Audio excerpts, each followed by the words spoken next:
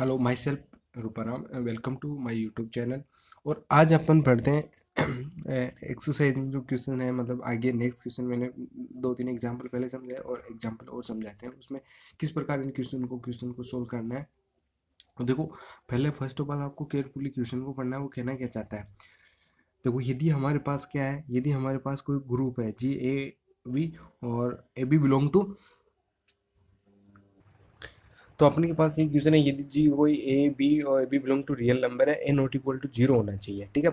और तथा ओ, यानी ओ कोई ऑपरेशन दे रखा है यहाँ पे, जी में निम्न प्रकार परिभाषित संक्रिया है यानी ऑपरेशन है, तो जी वो एक प्रति यानी अनआबेली ग्रुप है। तो अपन को सिद्ध क्या करना है कि ये अनआबेली ग्रुप, ये आबेली ग्रुप नहीं है। तो फर्स्ट ऑफ ऑल आबेली ग्रुप होने के लिए क्या कौन कौन से मतलब प्रॉपर्टीज को फॉलो करना चाहिए अपना क्वेश्चन।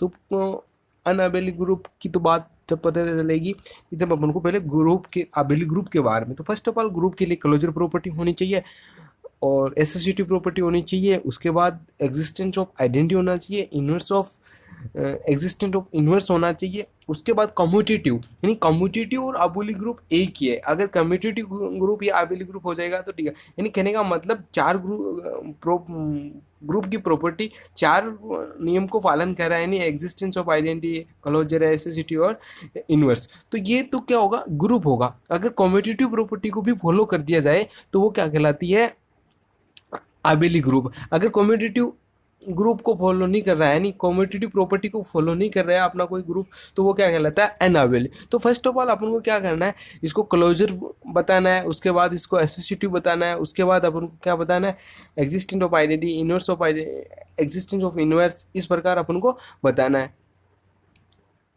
तो अपन फर्स्ट ऑफ ऑल इसको जो दिया गया ग्रुप है उसको अपन क्लोजर के रूप में देखते हैं। क्लोजर प्रॉपर्टी इसको सेटिस्फाई करती है कि नहीं, कि हमारे पास क्या है, कोई group A belong to S है, बी बिलोंग टू एस है, सी बिलोंग टू एस है और डी बिलोंग टू एस। तो ए नॉट इक्वल टू अपन को गिवन क्वेश्चन के अंदर दिया गया, ठीक है। अब ए बी और ये अपन को क्वेश्चन के अंदर दिया गया, ए बी कोई ऑपरेशन है, सी डी, तो हर उसके जो अपन की दिया गया ऑपरेशन क्या होगा, ए सी और बी सी प्लस डी होगा। यानी जो हमारा ये एलिमेंट है, तो ये यहाँ का पहला एलिमेंट और यहाँ का एलिमेंट दोनों को मल्टीप्लाई करना है। फिर क्या करना है, यहाँ का सेकंड एलिमेंट और यहाँ का पहला एलिमेंट, फिर उन दोनों को जोड़ के बी डी करना है, ठीक है। अब ये हमारे पास, तो ये सीधी सी बात ऑब्वियस है कि क्लोजर प्रॉपर्टी को तो फॉलो कर रहा है, क्योंकि ये सारे के सारे जितने भी नंबर्स हो किस में से बिलोंग कर रहे हैं, रियल नंबर में से, और ए नॉट इक्वल टू जीरो अपन को दिया गया, ठीक है। तो ये क्लोजर प्रॉपर्टी को फॉलो करता है।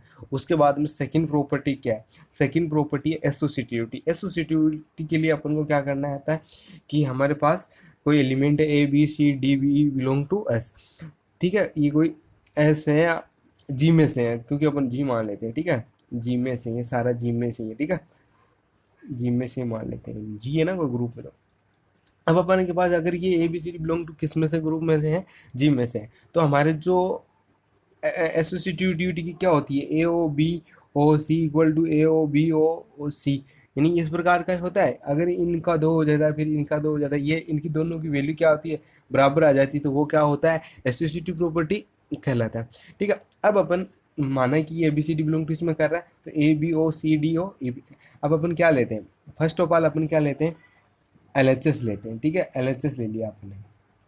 एल एच एस लेने के बाद में क्या बचा, पहले ए बी और सी डी, तो क्या आता है, S C comma B C plus D according to given operation. तो यहाँ पे देखो अपन को दिया गया है कि ये वाली इसके अकॉर्डिंग अपन कर रहे हैं ये चीज़, तो ये चीज़ देखो, तो S C plus B C plus D, ठीक है। अब अपन क्या हो गया, ये एक एलिमेंट हो गया पूरा, ये सेकेंड एलिमेंट हो गया। अब इसके साथ क्या करना है, ए सी फर्स्ट एलिमेंट और ई, तो ए सी ई हो गया। उसके बाद क्या करना है, ये सेकेंड एलिमेंट हो गया, ये सेकेंड एलिमेंट और इसका फर्स्ट एलिमेंट प्लस इसके अंदर ये एफ जोड़ना है, B C plus D E plus F. तो अपन क्या करना है, ये तो हो गया ए सी ई, इसको मल्टीप्लाई करेगा B C E plus D E plus F, ये हमारा समीकरण नंबर 1 मान लो, ठीक है, आ गया। अब अपन को क्या लेना है, आर एच एस लेना है। आर एच एस ले लेते हैं अपन, आर एच एस लेते हैं। तो आर एच एस लेते हैं, तो A B O C D O E F, ठीक है। तो हमारे पास क्या, अब इसको करेंगे तो फर्स्ट ऑफ ऑल यहाँ पे क्या होगा, इसको सी ई, तो सी ई ये रहा, फिर सेकेंड एलिमेंट और ये डी ई और ये एड हो गया, ठीक है। अब अपन ये सेकंड एलिमेंट, ये फर्स्ट एलिमेंट, तो ये A C E plus B C E plus D, यानी कि जो सेम आ रही है, तो समीकरण नंबर 2 और 1 सेम आ रहा है, यानी L H S equal to R H S. तो इसका मतलब क्या हो गया कि समीकरण नंबर 1 और समीकरण 2 की कोई मान में परिवर्तन नहीं आ रहा। दैट मीन्स ये क्या एसोसिएटिव प्रॉपर्टी को फॉलो करता है। ठीक है, तो ये दो प्रॉपर्टी को तो फॉलो। अब सेकंड जो आता है कि ये वो ऑपरेशन है एक संक्रिया सहचारी है। अब तस्मक का अतिशय सबसे अपना टॉपिक होता है कि देखो चार प्रॉपर्टीज इंपॉर्टेंट है कि क्लोजर तो करता ही करता है, एसोसिएटिव भी करता है, ये सबसे इजी सी है। अब जो इंपॉर्टेंट बात आती है यहाँ पे तस्मक का अस्तित्व है। ठीक है, तो अपन क्या करते हैं, इस जो ऐसा क्वेश्चन होता है उसमें अपन क्या कर रहे हैं कि माना कि X Y belong to G है, ये हमारे पास X Y to belong to मान लिया आपने। ठीक है, और ए बी बिलोंग टू भी जी में से बिलोंग कर रहा है। अब हमारे पास जो आइडेंटिटी की एलिमेंट की जो डेफिनेशन होती है, आइडेंटिटी का जो रूल होता है कि आइडेंटिटी एलिमेंट कैसे, तो ए स्टार ई इक्वल टू ए आना चाहिए। वो स्टार डिफेंड करता है संकेत, मतलब दिया गया। तो हमारे पास यहाँ पे क्या गया है, तो मान लिया कि हमारे पास ए की वैल्यू एक्स वाई अपन ने माना है यहाँ पे, तो A O B O X Y equal to A B. ठीक है, अब हमारे पास जो डिफाइंड दी गई है क्वेश्चन के अंदर वो क्या था कि फर्स्ट एलिमेंट यहाँ का और फर्स्ट एलिमेंट तो ए एक्स होगा, फिर यहाँ सेकेंड एलिमेंट और इसका फर्स्ट एलिमेंट दोनों को मल्टीप्लाई करके ये इसमें से ऐड करना था वाई, तो ये कर दिया और इक्वल टू ए बी। यही था कि हमारा आइडेंटिटी एलिमेंट की डेफिनेशन यही होता है कि हम कोई भी ऑपरेशन करना है कि वही एलिमेंट वापस आना चाहिए, उसमें कैसा भी ऑपरेशन अब गुणा या प्लस है जैसे अकॉर्डिंग टू ऑपरेशन के। तो हम अब क्या करते हैं, क्रॉसमेंडिंग एलिमेंट को क्या करते हैं बराबर कर लेते हैं। तो ए एक्स इक्वल टू ए हो गया, एक्स इक्वल टू ए, तो एक्स इक्वल टू क्या हो गया 1 हो गया। इसी प्रकार क्या बी एक्स प्लस वाई, तो यहाँ पे एक्स की वैल्यू रख देंगे तो वाई इक्वल टू क्या हो गया 0। तो हमने माना क्या था कि एक्स वाई बिलोंग टू क्या है, X Y belong to real number में है और ये हमारा तस्मक एलिमेंट है। तो हमारे पास जो एक्स वाई की वैल्यू की एलिमेंट है वो क्या है 1 0, तो ये एग्जिस्टिंग एलिमेंट भी करता है। अब आप इस यहाँ पे ये ऐसा भी कर सकते हो 1 और 0 रख के वो वैल्यू आ रही कि नहीं आ रही, कैसे कौन सी वैल्यू। अब हमारे पास क्या होता है कि प्रतिलोमी अवयव, प्रतिलोमी तो मानना कि ये हमारा पी क्यू है वो क्या है प्रतिलोमी अवयव है मान लिया। और प्रतिलोमी जो प्रतिलोम की अपन को डेफिनेशन होती है वो क्या होती है A star A inverse equal to A, identity आना चाहिए। ठीक है, तो हमारे पास यहाँ पे ए पी ओ ऑपरेशन है जो है ए इनवर्स अपन ने क्या मानना है पी क्यू मान लिया, पी क्यू मान लिया और आइडेंटिटी एलिमेंट हमारा ऑलरेडी वहाँ पे निकाल चुके हैं अपन, तो वो वैल्यू रख देंगे। ठीक है, अकॉर्डिंग टू संक्रिया के अनुसार तो A P plus B P plus Q equal to 1 0। अब अपन फिर क्रॉसमेंडिंग एलिमेंट को अपन बराबर कर देंगे, तो क्या आएगा ए पी इक्वल टू 1 और B P plus Q equal to 0। यहाँ पे पी की वैल्यू क्या आएगी 1 अपॉन ए, और यहाँ से क्या आएगी B P plus Q equal to 0, तो क्यू की वैल्यू माइनस बी पी और पी की वैल्यू अपन निकाल सकते हैं तो 1 में। तो हमारा जो प्रतिलोम अवयव हुआ, प्रतिलोम अवयव हुआ क्या हुआ, प्रतिलोम अवयव 1 अपॉन ए माइनस 1 अपॉन ए कोमा माइनस बी अपॉन ए, ये हमारा क्या होगा प्रतिलोम। लेकिन अब हमारे पास करना क्या है, हमारे पास इस चार प्रॉपर्टी हो गई कि क्लोजर प्रॉपर्टी कर रहा है फॉलो, और एग्जिस्टेंस ऑफ आइडेंटिटी कर रहा है, एसोसिएटिव कर रहा है, और इन्वर्स भी एग्जिस्ट कर रहा है। लेकिन हमारे पास अब करना क्या चाहिए, हमारे पास ये होना चाहिए कि यह क्रम विनिमय है कि नहीं। तो क्रम विनिमय के लिए अपन क्या करें कि A B belong to G क्रम विनिमय और C D belong to G. अब हमारे पास ऑपरेशन दिया A B O C D equal to C D O operation, दोनों बराबर वैल्यू बराबर आनी चाहिए, सीधी सी बात है। तो अपन दोनों वैल्यू बराबर रखेंगे, तो A C plus B C plus D और ए सी प्लस ए, ये तो अपन ए सी या ए सी कोई फर्क नहीं पड़ेगा। लेकिन देखो बी सी प्लस डी और ए डी प्लस बी इनकी वैल्यू तो हमारे पास कुछ सेम ही नहीं आ रही, तो ये दिया गया जो रूल है ये फॉलो नहीं कर रहा है, क्योंकि इनकी वैल्यू बराबर नहीं आएगी। कोई भी रियल नंबर लेकर चलेंगे ना तो इनका वैल्यू में ना परिवर्तन आएगा। दैट मीन्स ये कम्यूटेटिव नहीं है, और अगर कम्यूटेटिव नहीं है तो वो ग्रुप तो है, कम्यूटेटिव नहीं है इसका मतलब ये नहीं कि ग्रुप है, लेकिन वो अबिलियन ग्रुप नहीं है, ये कम्यूटेटिव है। तो इस ग्रुप को अपन क्या कहते हैं प्रति अबिलियन ग्रुप या प्रति अबिलियन ग्रुप। तो उपरोक्त सभी अभिग्रहितों से अपन को पता चलता है कि समुचित जी एक प्रति अबिलियन समूह है, न कि एक मतलब कम्यूटेटिव ग्रुप है। तो ये अपन को सिद्ध भी यही करना था कि ये एक प्रति अबिलियन ग्रुप है या अनअबिलियन ग्रुप भी बोल सकते हैं इसको। इस प्रकार अपन को इस प्रकार को क्वेश्चन को सोल्व करना है। अब देखो सेकंड क्वेश्चन देखते हैं अपन, एक मतलब सिद्ध कीजिए कि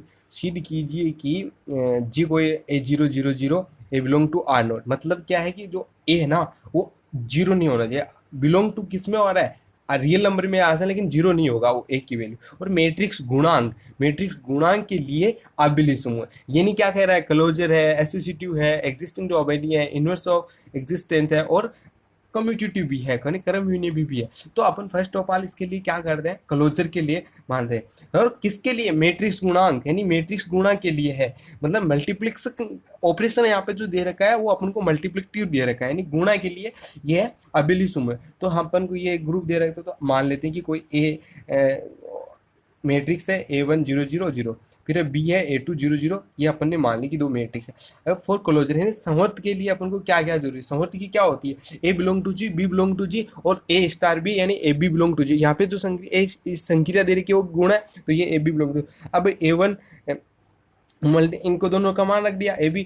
अब अपन क्या करें, इन दोनों को मल्टीप्लाई करेंगे A1 और A2, ठीक है। फिर ये जीरो को जीरो तो जीरो, फिर जीरो को जीरो से जीरो, जीरो से सारे के सारे एलिमेंट क्या आ रहे हैं, जीरो जीरो आ रहे हैं। और यहाँ पे क्या आ रहा है A1 A1। इसका मतलब क्या हुआ कि मतलब ये A1 और A2 किस में से बिलोंग कर रहा है, ये A1 और A2 बिलोंग कर रहा है रियल नंबर्स में से। और A1 और A2 belong to R naught और जीरो के बराबर नहीं होना चाहिए। फर्स्ट ऑफ ऑल अपनी यही बात क्वेश्चन के अंदर दे रखी है। अब A1 और A2 इक्वल टू जीरो और ये ठीक है, ये पास में ही है ना।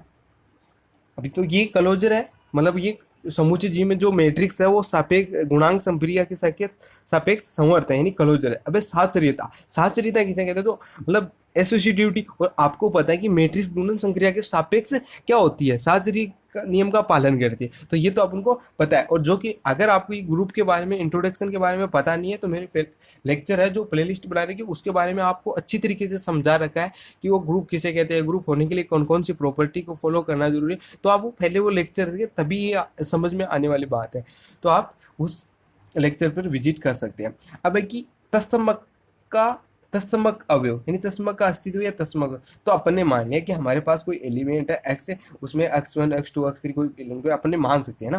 तो अब हमारी तो तत्समक की जो प्रॉपर्टी होती है, प्रॉपर्टी क्या होती है, यही तो होती है कि हम कोई भी एलिमेंट उसमें जोड़ें या गुणा करें कि वही एलिमेंट वापस आना चाहिए, ठीक है। तो हमारे पास ये तो क्या है, ये रहा A1 ऑलरेडी दिया, A1 0 0 0 दे रखा है, ये A1 0 0 दे रखा है, तो A1 0 कर दिया। अब x1 x2 ये अपन ने मानना है A1 0। अब इन दोनों को मल्टीप्लाई करेंगे तो A1 x1 equal to A corresponding, जैसे मल्टीप्लाई करते हैं क्या आ जाएगा, जीरो। जीरो मल्टीप्लाई करते हैं ये दोनों सेम आ जाएंगे और बाकी के एलिमेंट तो ऑलरेडी जीरो, तो जीरो आएंगे। अब x1 की वैल्यू क्या हो जाएगी, x1 की वैल्यू 1 हो जाएगी, क्योंकि x1 की वैल्यू आ जाएगी ना ऐसे, x1 बराबर A1 अपॉन A1 तो 1 आ जाएगी। तो x1 की वैल्यू, अब अपन क्या करते हैं, अब वैल्यू रख दो कि भाई क्या है कि भाई बिलोंग करता है कि नहीं। तो ये दशमलव भी, ये एलिमेंट भी आ गया, क्या आ गया x1, x1 क्या है 1 है, तो ये बिलोंग टू आर नोड में करता है, ठीक है। अब अपना आइडेंटिटी एलिमेंट तो आ ही गया 1 0 0।